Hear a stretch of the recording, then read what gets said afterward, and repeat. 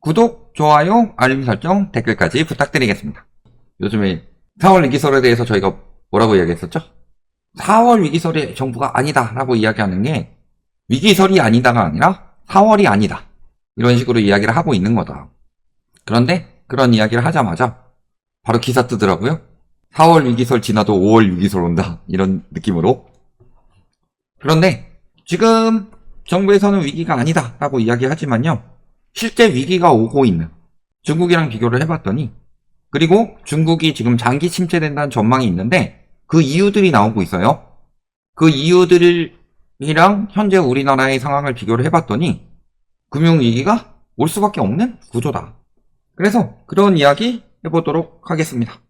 그래서 정부나 하는 이금융권 연체율이나 PF 충분히 관리 가능하다. 그래서 잠재 리스크에 대해서 관리 가능한 상황이다.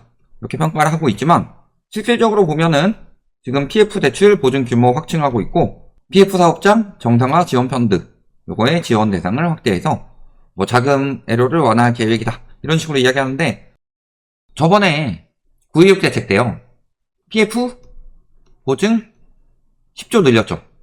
주금공이랑 허브한테. 근데 최근에 5조 또 늘렸습니다. 이런 식으로 계속 미루고 있으면서 위기는 아니다 이렇게 이야기를 하지만, 일단 연체율이 계속 올라가고 있죠.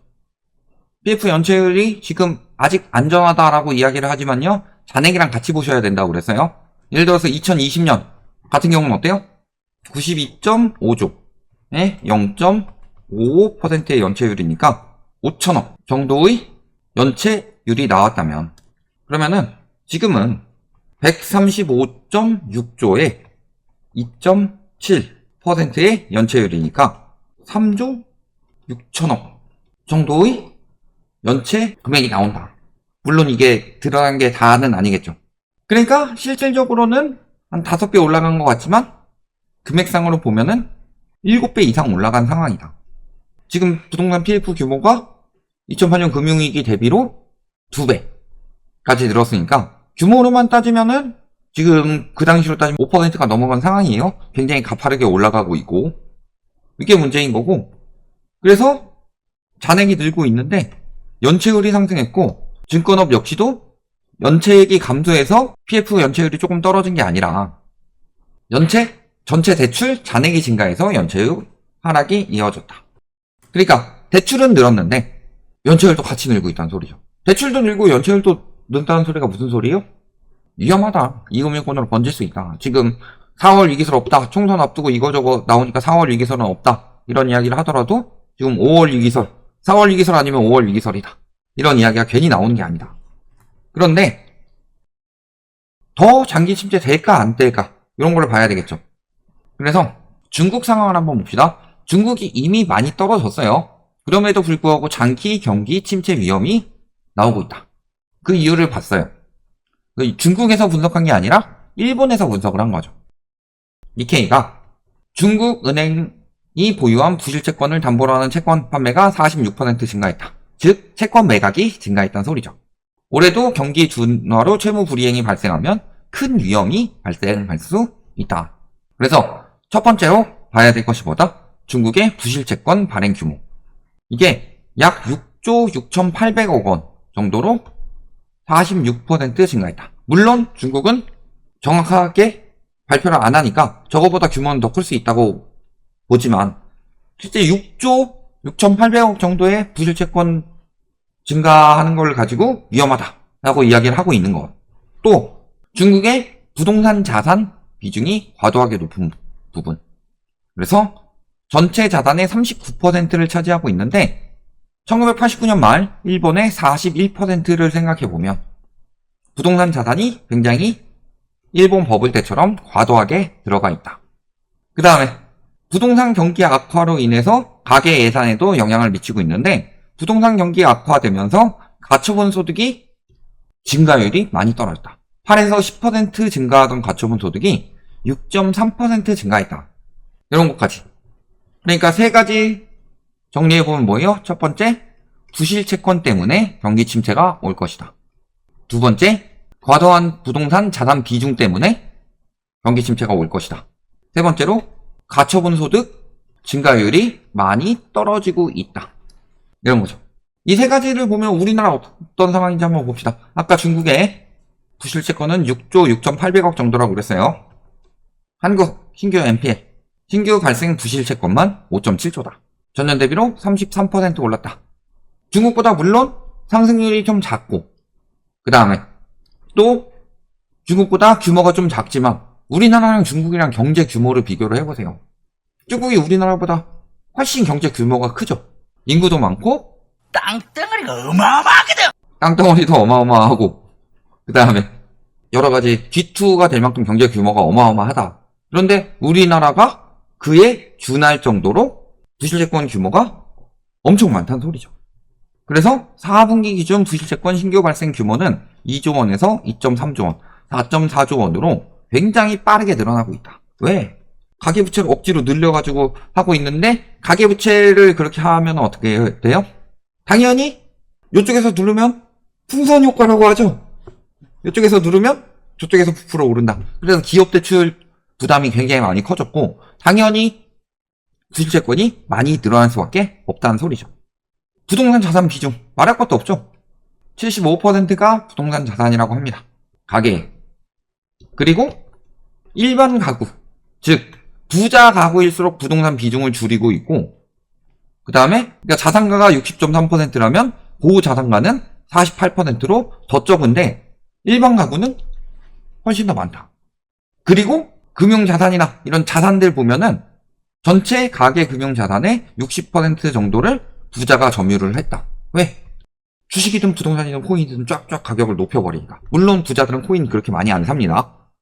그런 식으로 비중을 높여버리니까 말씀드렸지만 근로소득보다 불로소득이 굉장히 빠르게 증가하게 되면은 당연히 양극화는 심해질 수밖에 없다고 그랬어요. 이런 상황인 거고. 마지막으로 가처분 소득 봐야 되죠. 가처분 소득 6%대라고 중국 경제가 굉장히 안 좋은 것처럼 이야기를 하는데요. 물론 성장률이 높으니까 그렇겠지만 우리나라도 성장률 대비로 가처분 소득 증가율은 훨씬 더 낮습니다. 그래서 가처분 소득 증가율은 전년 대비 1.2% 늘어났다. 근데 물가 상승률이 3.6%고, 특히 먹거리 물가 상승률이 6%인데 가처분 소득 1.2% 늘어나면 어떻게 되는 거예요? 먹고 살기 더럽게 힘들다는 소리죠. 그러니까 중국의 장기 경기 침체를 보면요, 소득 증가는 우리나라가 중국보다 훨씬 더 많이 떨어지고 있다. 오히려 우리나라는 가처분 소득을 실질 소득으로 따져보면, 실질 가처분 소득을 따져보면 마이너스가 나고 있는 중이다. 두 번째, 부실채권 증가율을 보면은 경제 규모 대비로 우리나라는 중국보다 훨씬 더 크다. 물론 중국이 우리나라보다 더 부실채권 규모가 크고 그 다음에 감춰진 부분이 많겠지만 훨씬 더 크다는 소리죠. 경제 규모 대비로. 그 다음에 세 번째 뭐였어요? 부동산 자산 비중. 중국은 둘째치고 일본의 부동산 자산 비중보다 우리나라가 훨씬 더 높다. 그 이유는 갭투기 때문이죠. 우리나라는 가계에서 부동산을 투기하기 굉장히 좋은 환경이고, 그러니까 도구나 카우나 부동산 하면 돈 법니다 이런 식으로 이야기하면서, 심지어 요즘에 9.13 정태희씨 그런 이야기 하고 있더라고요. 비관론자는 진실을 말하고 낙관론자는 돈을 번다. 되게 위험한 발상입니다. 진실을 말하지 않는데 진실이 없는데 어떻게 돈을 벌죠? 그러니까 낙관론자는 돈을 번다. 맞는 말인데요. 쉽게 이야기해서 살아남은 낙관론자는 돈을 버는 거죠. 대부분의 낙관론자들은 죽습니다. 그러다. 그러니까 잘 생각해보세요. 곰취자가 1500명 중에서 왜 50등 했겠느냐. 살아남은 낙관론자들은 1등부터 49등까지 있는 거고요. 51등부터 1500등까지는 낙관론자인데 죽어가지고 말을 못하고 있는 것일 뿐이다. 그러니까 경제 위기 때 분명히 부동산이나 이런 것들은 대부분의 자산들은 제로섬 게임에 가깝습니다. 투기 같은 경우는 거의 100% 제로섬 게임이에요. 그러면은 누군가가 돈을 벌기 위해서는 누군가가 유동성을 거기다 계속 집어넣어줘야 되죠. 그러니까 계속 집어넣는 사람들이 있어야, 쉽게 말해서 호구가 있어야 돈을 버는 거죠. 전세에 살면 호구입니다 라고 이야기하면서 본인이 갭투기를 했죠. 그런 것처럼 호구가 있어야 돈을 버는 구조예요. 그러니까 낙관론자가 된다. 너네는 비관론자 되지 말고 낙관론자가 돼가지고 부동산이 안 좋을 것 같으면 뭐라도 투자하세요. 그것을 분석 없이 그냥 현금으로 가지고 있으면 무조건 안 된다. 이렇게 이야기하면 안 되죠. 돈을 벌 때가 있고 돈을 뺄 때가 있는데 본인 같은 경우는 돈을 벌 때 들어갔죠. 집값이 바닥일 때 들어갔는데 지금 고점일 때도 계속 이야기를 하고 있고 바닥 찍고 있고 이런 이야기를 하는 걸 보면은 얼마나 위험한 사상이냐.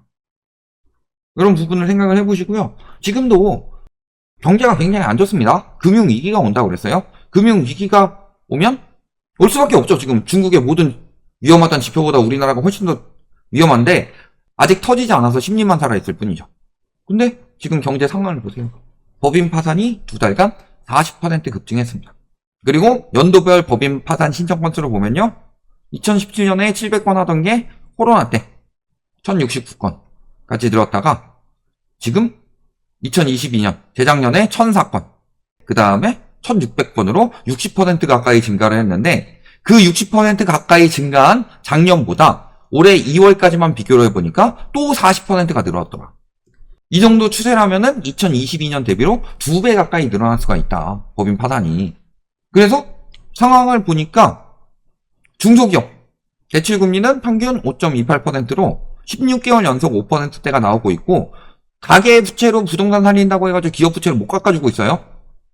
사실은 기업을 살리는 게 오히려 더 합리적인 방법인데 그 다음에 잔액도 늘어났죠. 부담은 점점 더 커질 수밖에 없죠. 소상공인 지금 보시면 폐업 사유로 지급된 노란우산 공제금은 전년 동기 대비 23.5% 늘어났고 지급 건수도 16.4% 증가했고 요거는 4분의 1 정도가 노란우산 공제를 가입했지만 나머지 4분의 3 정도에서도 더 심각하게 나타날 수 있을 거다. 그러니까 이미 경제가 이렇게 무너지고 있는데도 안전하다 여러분 안심하세요 라고 이야기를 하는데요. 4월 위기설 물론 안 올 수도 있어요. 4월이 가능성이 높아지는 이유는 총선 문제도 있고 태양건설 워크아웃 문제도 있고 이런 것들이 4월에 많이 발표가 되기 때문에 이야기를 하는 건데 3월에 안 온다고 해서 끝나요? 5월에 올 수도 있고 6월에 올 수도 있죠. 그리고 1, 2월에 부채가 엄청나게 증가했음에도 저런 상황이기 때문에 나중에 하반기 때는 더 심각해질 수가 있다. 부채마저 따라가지 못하는 상황이 오면 이런 부분을 생각해 보시면요. 금융위기 대비를 하셔야 된다. 그러니까 비관론자가 아니고요. 저희 비관론자라고 남들이 계속 이야기를 했었죠. 근데 저희는 비관론자가 아니고 팩트를 말하는 거예요. 내일 비가 옵니다. 왜 이렇게 비관적으로 생각해. 우산 안 들고 나갔다가 비 맞을 수는 없죠. 그렇다고 해도. 그런 것처럼 지금 저희가 이야기한 대로 금리 급격히 올랐죠. 그 다음에 PF 문제 터지죠. 새마을금고나 이런 이금융권 문제들 계속 터지고 있죠. 번지고 있죠. 관치금융으로 눌러놨어도 금리 다시 올라가고 있죠. 그 다음에 대출 회수라든가 대출 속량 규제 같은 것도 지금 굉장히 많이 가능성이 높아지고 있다. 이런 부분에 대해서 이야기를 하는데 무슨 비관론자예요. 그대로 일어나고 있는데 부채 문제 2019년부터 이야기했는데 결국에 저금리로 조금 더 버텼을 뿐이지 이제 터지는 거죠. 이런 것들 전반적인 상황을 생각을 해보셔라. 그러면 금융위기 때는 어떻게 사람들이 돈을 벌었는지 혹은 어떻게 손해볼 것을 막았는지 이런 것들을 공부를 하셔야지 그냥 비관론자 말 듣지 말고 무조건 낙관적으로 생각하세요. 이런 식으로 하다가요. 먹잇감 될 수밖에 없습니다. 지금은 금융위기를 대비해야 될 때다. 아마도 글로벌 금융위기 때보다 훨씬 더 크게 터질 수밖에 없는 금융위기를. 여기까지 말씀드리겠습니다.